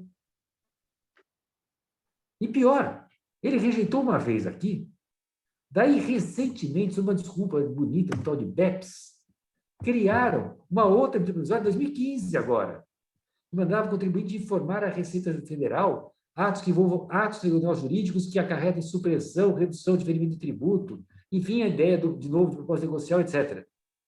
Foi rejeitada de novo. 2 vezes o executivo, por medida provisória, tentou introduzir a bolinha no direito brasileiro. 2 vezes o nosso Congresso disse não. Como é que é possível, portanto, que eu no CARF ainda tenha decisões invocando a bolinha? E eu tenho. Olha o que diz a medida provisória. Você falava de novo em razões extratributárias, forma não usual. Tudo isso foi rejeitado. Ou seja, nós não temos isso no direito brasileiro. É o nosso legislador que 2 vezes disse isso. Professor Gustavo, cuidado com o que ensina os seus alunos. Quando disser que a lei manda e o executivo obedece, no Brasil não é bem assim. O Congresso 2 vezes falou não. Na verdade, eu não precisaria invocar isso. Eu poderia, pela consideração econômica, resolver as questões. No entanto, o fato é que o CARF, apesar de tudo isso, adotou essa tal da doutrina do propósito negocial. Eu fiz uma pesquisa, esse trabalho publicado, com alguns alunos da faculdade, da USP, em que a gente pegou o CARF num período de 2002 a 2008, a gente pegou 970 acórdãos para verificar o tal do propósito negocial, para concluir, a gente narra aqui 78 casos, para mostrar como esse propósito negocial entrou no Brasil, de tal modo que hoje, se eu tiver pouco intervalo temporal entre as transações, se o negócio não tiver a ver com a atividade empresarial do envolvido, e se as partes não forem independentes, se forem o seu negócio de partes ligadas, o CARF tende a recusar os negócios. Sem base nenhuma, hein? Mas isso que a gente verifica, o CARF legislou sobre a matéria. Exemplo, aqui um caso, só para citar alguns exemplos de planejamento que a gente verifica. Moça, a gente tem tempo para olhar os exemplos, tal, mas nós temos de tempo. Então tá bom. Tem um monte de Professor, exemplos. a noite é sua, a prece é do senhor, a gente está ali escutando. Tá bom, se quem quiser desligar, fica à vontade, porque eu estou vendo que ele está indo adiante. Hein? Bom, primeira situação, esse aqui é um caso clássico do planejamento tributário, nossa, é assim, eu tenho uma regra que diz que uma empresa, quando é incorporada, ela perde os prejuízos fiscais. Prejuízo fiscal é uma coisa boa, não vou entrar para vocês que estão na graduação ainda, mas é bom ter prejuízo fiscal. Então, começa a ver o seguinte planejamento. Eu sou uma empresa superavitária, exemplo, eu sou o Pão de Açúcar, e existe o armazém do seu Manuel. O armazém do seu Manuel só tem uma coisa de bom, um monte de prejuízo. Então, eu, Pão de Açúcar, quero comprar o armazém do seu Manuel para aproveitar os prejuízos dele. Mas eu não posso fazer isso. Daí eu faço o seguinte planejamento. Eu compro o armazém do seu Manuel, que tem prejuízos, e, em vez do que seria óbvio, que seria acabar com o armazém do seu Manuel, eu faço o inverso, olha. Pão de Açúcar é incorporado pelo armazém do seu Manuel. E o armazém do seu Manuel passa a se chamar Pão de Açúcar. Perceba que, do ponto de vista formal, quem desapareceu foi o Pão de Açúcar. Quem sobreviveu foi o seu Manuel. Embora o seu Manuel hoje se chame Pão de Açúcar. Está claro o que é o planejamento? Ou seja, de novo, eu tenho um prejuízo aqui, eu não posso matar essa empresa. Então, eu incorporo o Pão de Açúcar nela e passo a aproveitar os prejuízos. Esta operação foi examinada pelo CARF e, no começo, ela era aceita. Depois passa a ser questionada, algumas válida, algumas inválida. Então, essa operação teve operações que aceitaram, outras que não. Outra operação que ficou muito famosa era o Casa e Separa. O Casa e Separa, gente, eu vou simplificar muita coisa. Basicamente, eu quero comprar um ativo, tá? Eu quero comprar um ativo, e se eu comprar diretamente o ativo, o vendedor vai ter um baita ganho tributável. Então, em vez de eu comprar o ativo do vendedor, eu vou passar a ser sócio do vendedor por 1 minuto. Ou seja, o vendedor entra numa empresa com os ativos que eu quero e eu entro na empresa com o dinheiro que ele quer. Então, essa empresa A, por 1 minuto, vai ter tanto os ativos quanto o dinheiro. Ficamos sócios na empresa. E, em seguida, eu cindo a empresa de tal modo que agora a empresa que era única passa a ser 2. O vendedor aqui tinha entrado na empresa com ativos. Eu entrei com dinheiro. Quando eu cindi, o dinheiro que eu pus fica na empresa B. Os ativos que ele pôs ficam na empresa A. Fiz a cisão e agora faço essa incorporação. De tal modo que agora eu estou desculpe, o vendedor está com o dinheiro e eu estou com os ativos. Ou seja, nós fomos sócios por uma tarde. Eu pus o dinheiro, ele pôs os ativos, casamos, logo em seguida brigamos, separamos e cada um levou a sua parte, na verdade a parte que o outro pôs. Quem pôs dinheiro, sai com o ativo. Quem pôs o ativo, sai com o dinheiro. Juridicamente não houve compra e venda. Cá entre nós, claro que a intenção era compra e venda. Como foi tratada essa casa separa? No começo era válido. De repente, começa a mudar.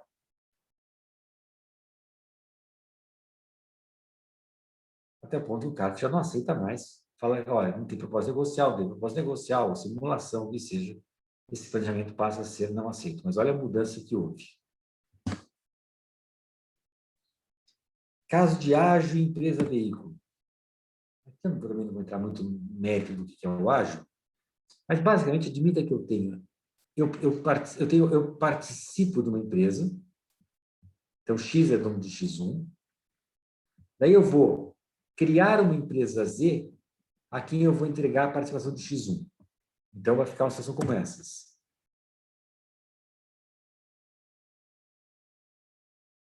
Então, X transfere para Z a participação de X1. E Z paga um valor muito alto, que a gente chama um ágio na compra. Em seguida, Z é incorporada por X1. O que aconteceu? Se você se lembra da situação inicial, X era dono de X1. A situação final, X é dono de X1. Eu inventei uma negociação numa compra e venda por um valor de mercado para formar o tal do ágio. E isso começa a gerar uma baita discussão no CARF. Daí os casos são os mais diversos. Esse caso chamado Libra olhou para uma transação como essas e falou, olha, as transações foram sequenciais. A empresa que foi criada, a X1, era efêmera. X e X1 eram partes relacionadas. Portanto, o planejamento seria inválido. Para reconhecer uma organização societária, deve ser atos efetivamente existentes. É óbvio que o benefício se aplica a reais hipóteses de aquisição de investimento com ágio, não aquelas em que tenha havido uma artificial estruturação com o único objetivo de criar despesas dedutíveis.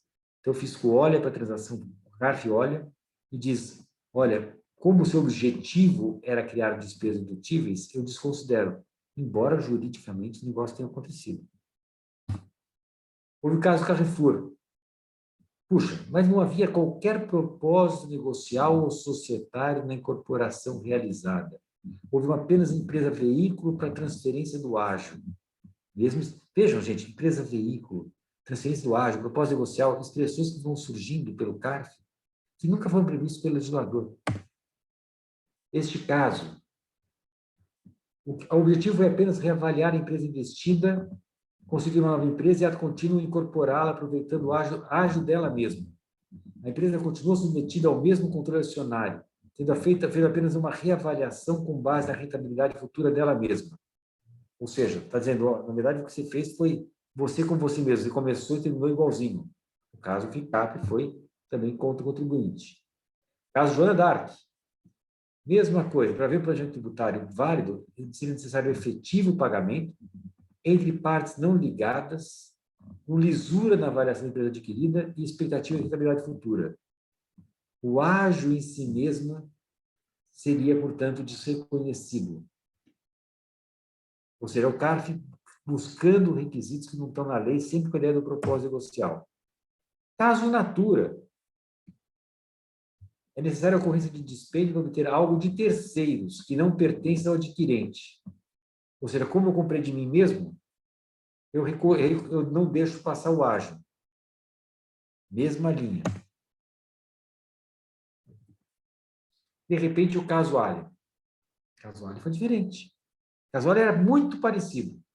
Mas aqui diz, olha, eu não estou diante exatamente de uma empresa veículo, porque eu vi um propósito comercial, econômico, negocial específico. Então, quer dizer, quando eles veem o propósito negocial, eles autorizam a operação. E no caso foi interessante, como a operação inteira levou mais de um ano, eles disseram, aqui não foi tão efêmero, não sendo efêmero, eu vou reconhecer a operação. Era a mesma operação, mas porque tinha um prazo maior, admitiram. Caso Scipione. Aqui tinha empresa veículo, disseram, não tem problema nenhum haver empresa veículo.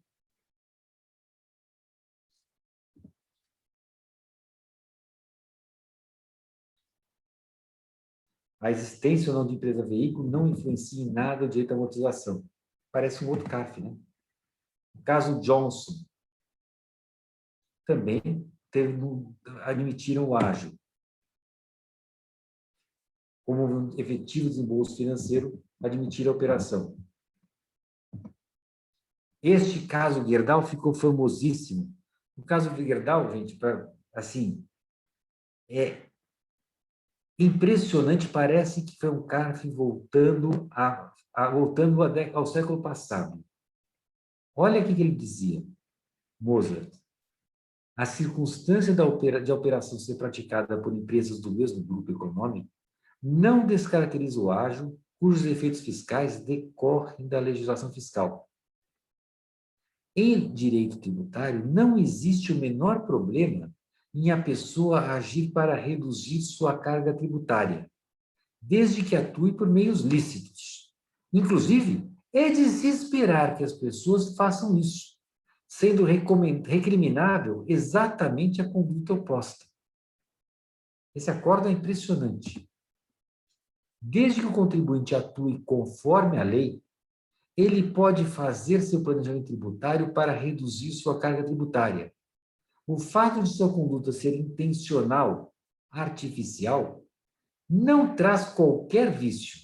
Estranho seria supor que as pessoas só pudessem buscar a economia tributária lícita se agissem de modo casual ou que o efeito tributário fosse acidental. Ele está dizendo assim, por acaso você fala assim, o cara faz a operação, não é que deu uma economia tributária?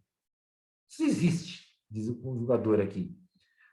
Olha só, olha essa frase. O conceito de abuso de direito é louvável e aplicado pela justiça para a solução de alguns litígios. Não existe previsão de o fisco utilizar tal conceito para efetuar lançamento de ofício, ao menos até os dias atuais. O lançamento é vinculado à lei, que não pode ser afastada sob alegações subjetivas de abuso do direito.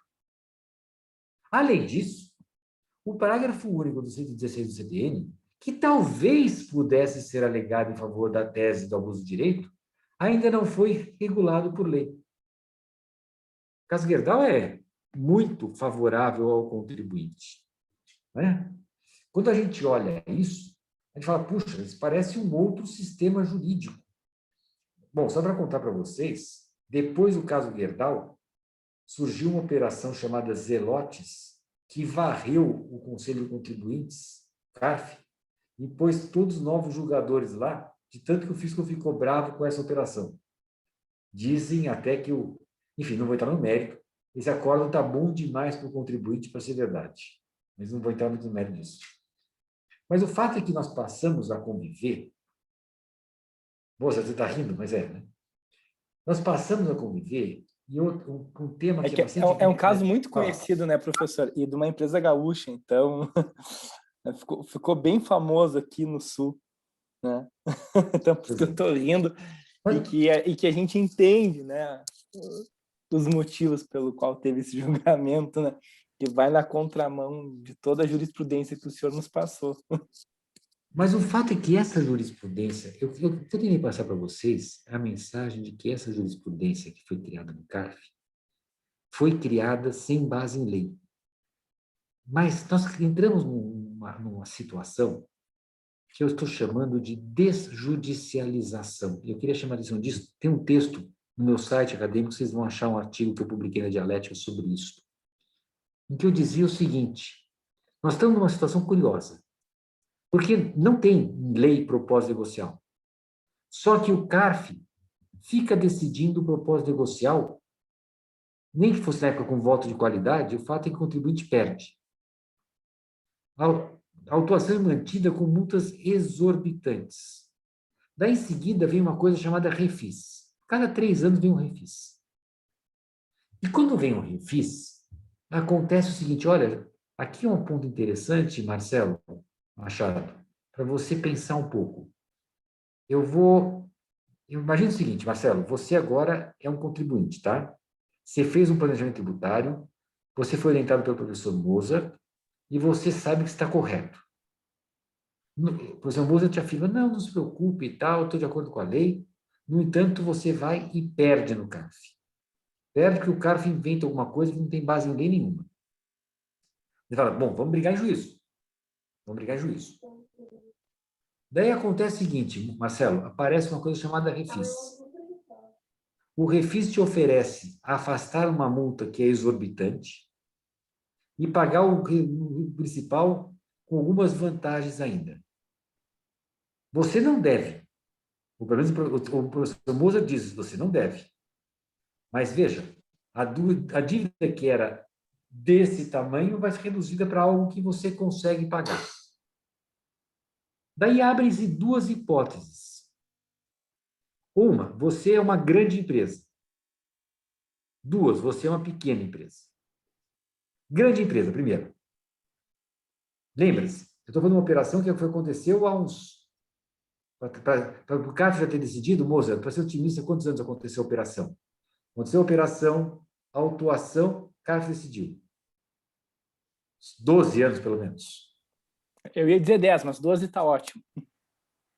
Portanto, você já não tem mais nada a ver com o que aconteceu. Para você existe lá um valor no passivo do teu balanço enorme. Que toda vez você tem que explicar para a matriz como é que está a situação. O valor já está provisionado até na matriz. Daí você fala assim, vou entrar no Refis. Quando você vai entrar no Refis, você que tinha uma dívida de 200, passa a dever 60. Fica claro? Sim. Ou seja, naquele ano, o resultado do grupo vai ter um lucro de 140 por causa da sua sábia decisão de entrar no Refis. O seu bônus acabou de crescer. Pergunta, você entraria no Refis ou não entraria? Mas, sem sombra de dúvida. Entendeu? Ou seja, esse caso não vai ser examinado pelo judiciário. Agora vamos para o outro, não é mais você grandão, agora você pequeno. Agora eu vou fazer o seguinte raciocínio com você, Marcelo. A primeira pergunta eu vou fazer sinceramente, Marcelo. Você já jogou na Mega Sena? Sim. Certo. Qual é a sua chance de ganhar na Mega Sena? É uma em... Qual é o número? Estatisticamente falando, eu vou lhe ensinar, é 0. É 0. E você joga. É 0, porque é 0, tá tantas casas que, estatisticamente falando, a gente fala que é 0. E você joga. Tudo bem. Agora eu vou fazer um segundo jogo com você, Marcelo. Eu vou pegar uma pistola com 8 buracos, tá imaginando? Sim. Vou pôr só uma bala. Vou rodar. Você tem 7/8 de chance de não ter bala. Você põe na sua cabeça e dá um tiro. E eu te pago 100 mil reais por isso. Você topa? Acho que não. Mas, Marcelo, você tem 7/8 de chance de ganhar. É muito arriscado. É muito arriscado. O problema não é ser muito arriscado. O problema é que se perder, você perde muito. Claro. Percebeu? Ou seja, se você é um empresário que deve 200 e não tem como pagar os 200, e você tem uma chance de pagar 60 que você não deve, você adere. Você adere porque você está morto pelos 200. Você não pode correr o risco dos 200, é que nem a bala da pistola. Então, o que aconteceu? Nesse meu artigo, eu denunciava dizendo o tal do propósito negocial não existe na lei. Mas o fisco impôs, o CARF confirmou e o contribuinte não leva a juízo. Não leva porque ele tem o refis. E com isso a gente nunca vai ficar sabendo se ele existe ou não existe. Quando eu escrevi esse trabalho, não tinha sequer precedente judicial. Para minha felicidade, de lá para cá, alguns poucos precedentes começam a acontecer e hoje o tema começa a aparecer no judiciário.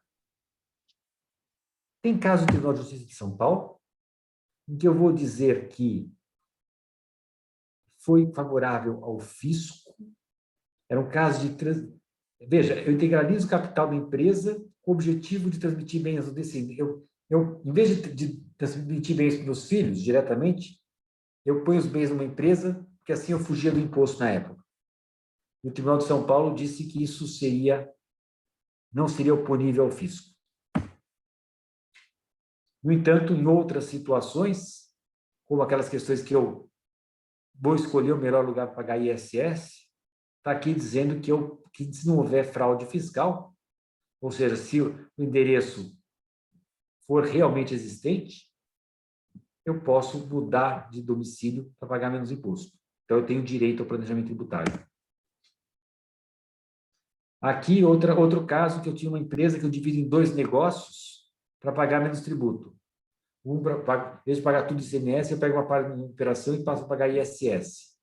A operação foi considerada lícita. Você vê que o judiciário é mais simpático aqui.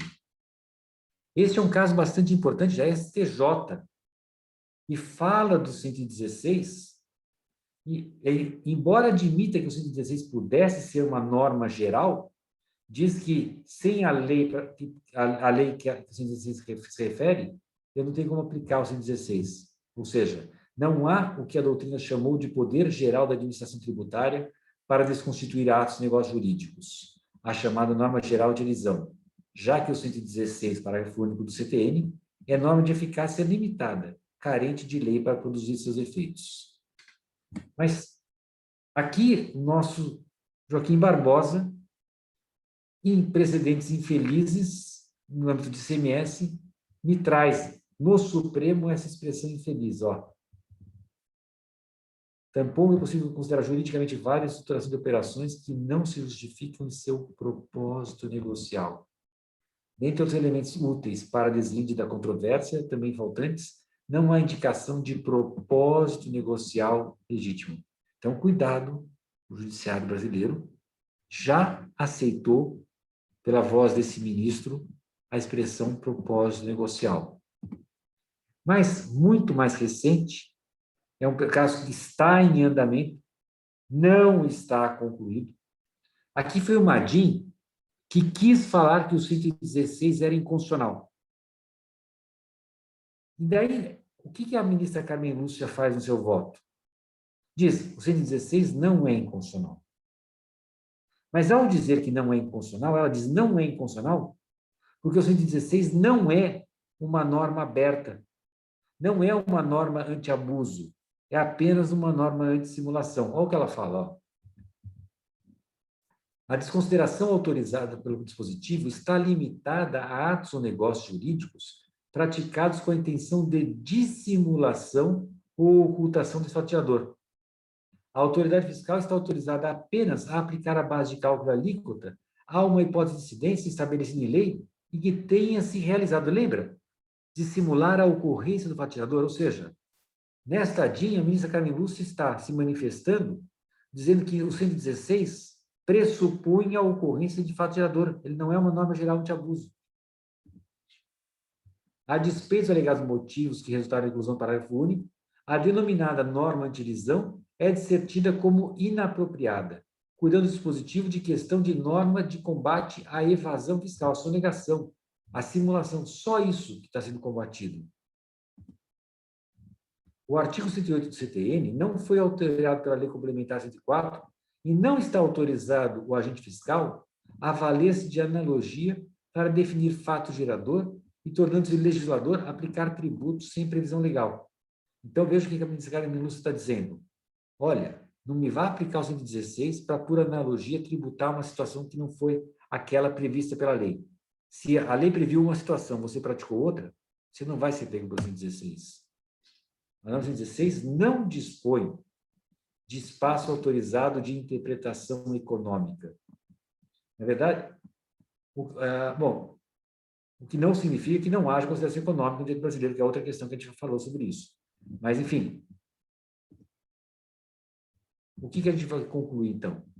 Que, embora haja na legislação brasileira apenas os institutos da simulação e da consideração econômica, por vezes o CARF parte de outros conceitos para frear abusos dos contribuintes. Os casos de ágio somados à desjudicialização demonstram insegurança quanto à aplicação das leis tributárias. No Poder Judiciário, a tendência é de menor aceitação das teses fiscais, como adviu por Carmen Lúcia, embora Joaquim Barbosa tenha mostrado outra coisa. Dr. Mozart, era isso que eu tinha para apresentar. Eu, claro, fico honrado por atenção de vocês. Espero não ter abusado do tempo. E me coloco à disposição se alguém quiser falar alguma coisa ainda. Professor Chueri, muito obrigado. Que espetáculo. Muito, muito obrigado. Tá? Pessoal, o professor se colocou à disposição, então eu gostaria de abrir para as perguntas.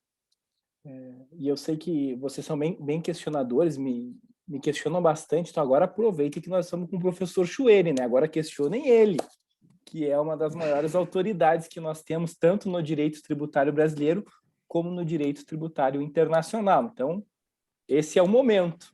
Tá?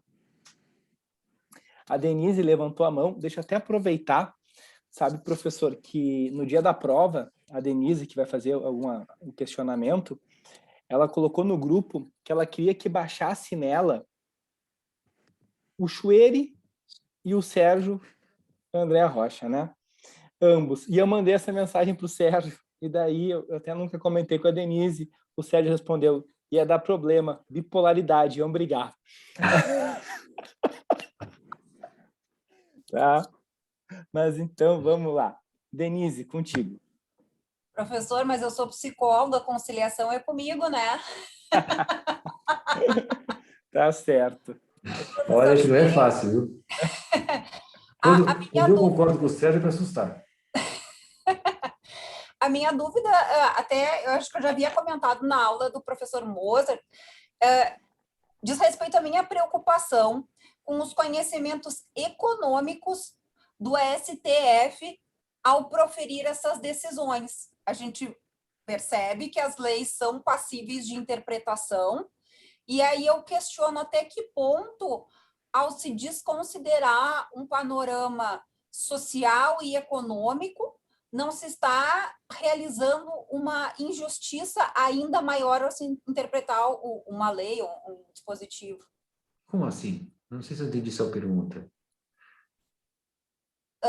A minha questão é assim, o que eu tenho preocupação é no sentido de haver um excesso de formalismo jurídico ao se apontar um direcionamento de lei e não se atingir a essência da norma, se é promover a justiça social ou se é desenvolvimento econômico, enfim, é nesse sentido. Tá bom. Então, em primeiro lugar, eu preciso procurar interpretar o texto da lei, que na verdade não é nem o Supremo. O último que interpreta a lei é o STJ e não o Supremo. Aliás, é um vício que a gente tem de chamar o Supremo quando não é o problema do Supremo. O STJ é aquele que é o último a interpretar a lei. Eu te diria que esse desconhecimento no STJ não é tão forte assim. No STJ tem bons tributaristas, tá? Não é essa tragédia toda. Sempre tem um cara como o Gurgel, o ministro Gurgel é muito bom tributarista, entende do assunto, você pode conversar com ele, ele sabe o que está falando. Agora, interpretar o texto da lei não é necessariamente também considerar, como você está preocupado, você quer buscar solidariedades e coisa parecida, não, tem que buscar só o que o legislador quis tributar, buscar a lógica do legislador. Qual foi o fenômeno contemplado por ele, para poder fazer a interpretação e depois a qualificação do fato. Isto é um trabalho técnico. Esse é um trabalho que cabe ao advogado, a você, construir a norma. A gente costuma falar que a norma é construída, né? A norma não existe no texto, a norma é construída pelo intérprete. O intérprete vai lá e fala assim, olha, é isso que está buscando. A partir de toda a lógica, falar, é isso que é tributável, isso aqui que não é tributável. Eu concluí hoje um parecer para mostrar que uma situação não é tributável, mostrando toda a lógica, qual que era a lógica, para dizer o seguinte, aí eu fiz um parecer mostrando que o imposto de renda tributa uma realidade econômica, que é uma riqueza. Agora, esta realidade econômica pode, por conta de figuras jurídicas, aparecer em mais de uma pessoa a mesma realidade. Por exemplo, ela aparece na pessoa jurídica e depois na pessoa física. Juridicamente, eu tenho o lucro da pessoa jurídica e eu tenho o dividendo da pessoa física. Juridicamente, são dois fatos. Mas, economicamente, é só uma riqueza. No meu parecer, eu explicava que o legislador adota medidas eu chamo de isenções técnicas para evitar que eu tenha uma dupla tributação de um único fato econômico. Então, meu parecer mostrava que essa isenção não é nenhum favor. Ou seja, se eu não tributo dividendos no Brasil, é porque eu já tributei na pessoa jurídica para evitar a dupla tributação do mesmo fato. Então, Paulo isso Guedes que eu não vou gostou fazer... desse parecer. Não, mas é que veja, a alteração do Paulo Guedes é o contrário. Eu posso também fazer o seguinte, eu tributo dividendo, mas tributo menos a jurídica. Então, eu divido, a gente chama de integração parcial. Eu tenho vários sistemas, eu posso tributar só a jurídica, eu posso tributar só a física, eu posso tributar meio a meio, mas eu sempre tenho que enxergar que é um fenômeno econômico. Por exemplo, vamos dizer que eu tivesse, Mozart, sócio, que é dono da empresa A, que é dono da empresa B, que é dono da empresa C, que é dono da empresa D. A empresa D tem um lucro, que se reflete em B, C, D e A. Se eu tributasse todas as vezes, eu tributaria 120% o lucro. Que não pode. Então, essa é uma explicação que eu estou dando, você pode chamar assim econômica, que é para dar uma lógica para o sistema, para dizer, eu preciso isentar a equivalência patrimonial. A isenção da equivalência patrimonial é necessária para o sistema funcionar. Então, o que eu quis pôr com isso, Denise, é que cabe ao tributarista explicar ao juiz a lógica econômica da lei, mas isso não tem nada de... Isso não tem nada... Só dizer o seguinte, é isso que é tributado. É assim que funciona o sistema. Você precisa entender o sistema tributário. Mas, por favor, não por questões de pobrezas e riquezas e considerações assim da justiça social, isso me preocupa muito. O que eu estou querendo fazer é somente querendo interpretar a lei, pegar o texto e falar o que cabe ao tributarista, Denise, preocupe-se com isso. Se você quer ser uma tributarista boa, não seja tributarista Nutella, seja tributarista raiz. Ou seja, vai a fundo entender por que o legislador fez aquilo. Daí você consegue fazer uma defesa que o juiz vai entender. Obrigada, professor. Obrigado, professor Schwery. Jair.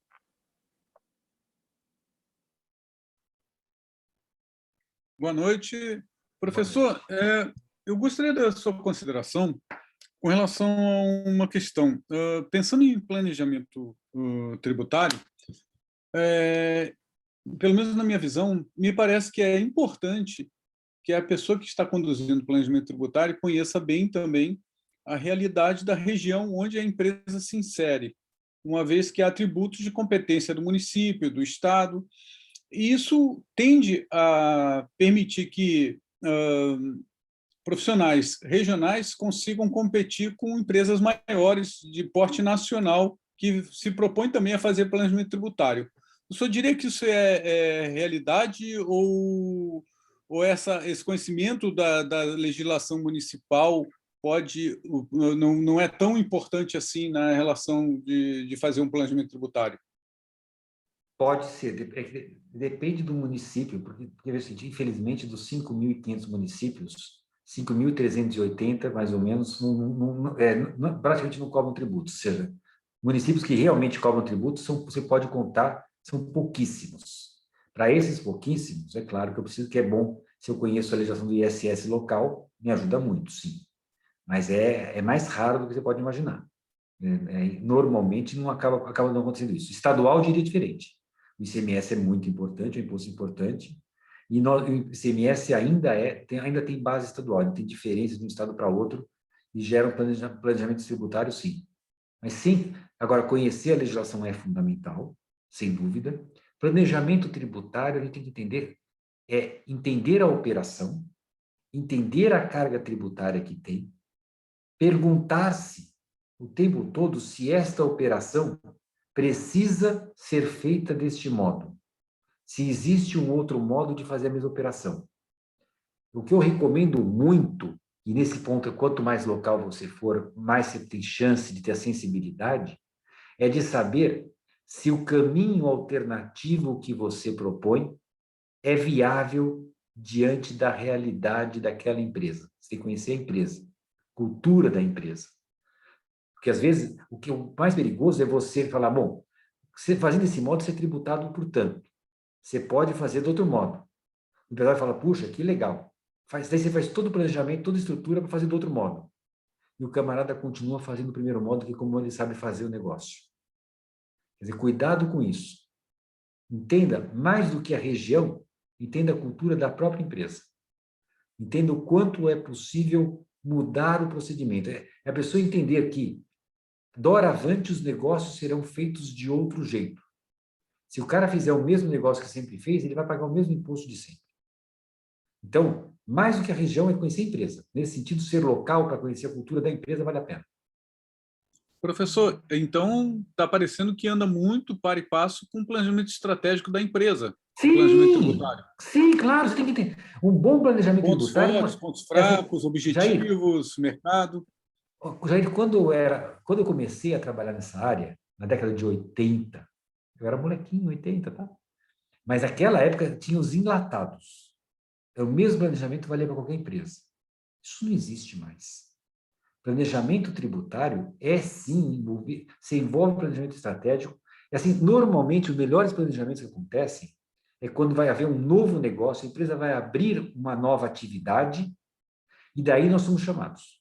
Daí nós somos extremamente úteis, porque nós vamos olhar, vai ser assim, deixa eu entender esse negócio antes de começar.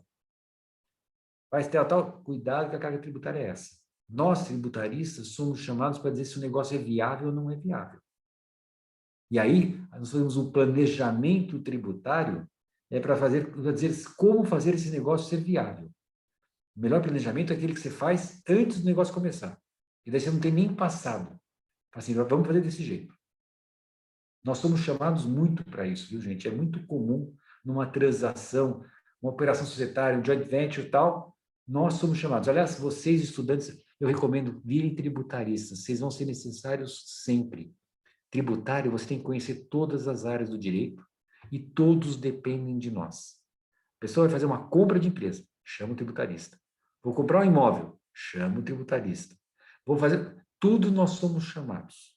E daí, ou seja, para fazer planejamento tributário no sentido melhor da palavra, que é realmente planejar qual vai ser a tributação que vai ter. É planejamento estratégico, sim, já. Obrigado, professor. Pessoal, mais alguma dúvida? Alguém quer fazer algum questionamento, algum comentário sobre a palestra do professor Chueri? Alguma pergunta para o professor? Não? Então, os recados finais. Professor Chueri, o professor Gustavo lhe deixou um abraço. Ele teve que sair por uma questão pessoal. Tá? Também informou a turma dele que quem assistiu a sua palestra está com presença, tá, pessoal? Então, está tudo certo para quem assistiu a palestra do professor Chueri. O professor Arthur também lhe mandou um abraço. Me chamou no privado aqui, dizendo que a PUC tinha que lhe encaminhar um e-mail para uma aula hoje, demorou para encaminhar e a gente lhe convidou antes, então muito obrigado. Tá?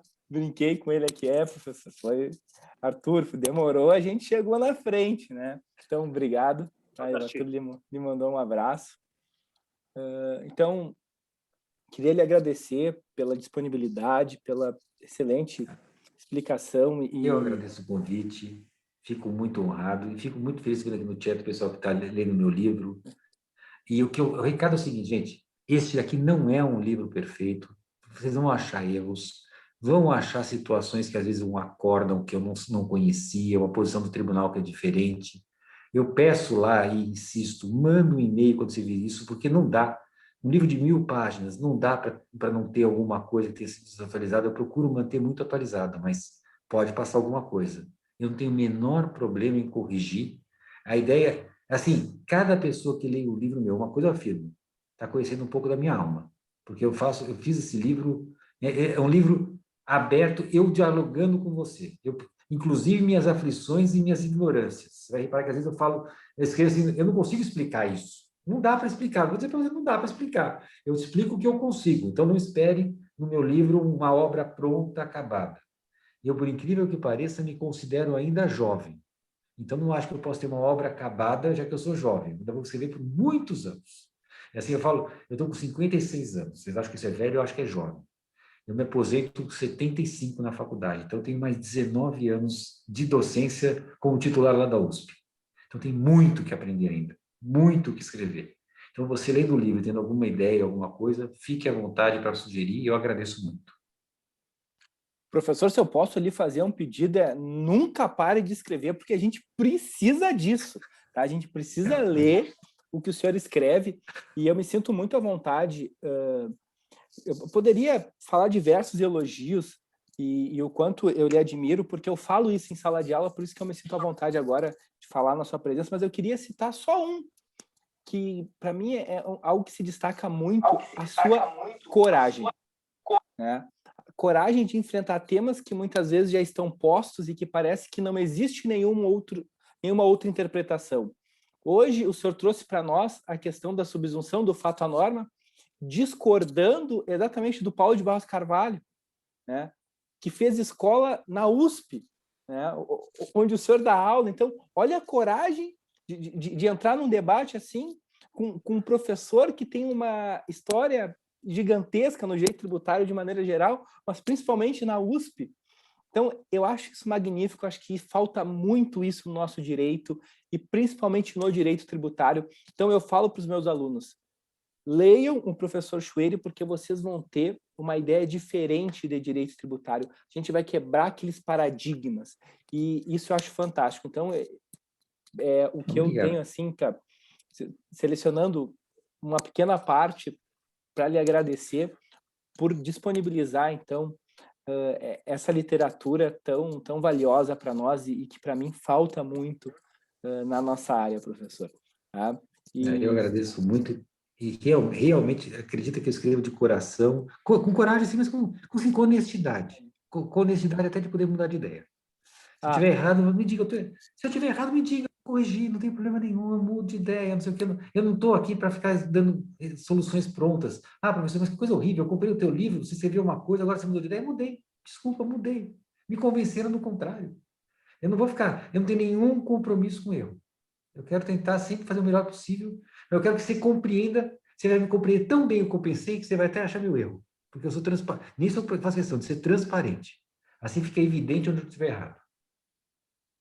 Tá bom? Perfeito. Gente, boa noite, então, a todos. Obrigado. Obrigado, professor. Boa noite. Boa noite. Até mais, pessoal. Boa noite.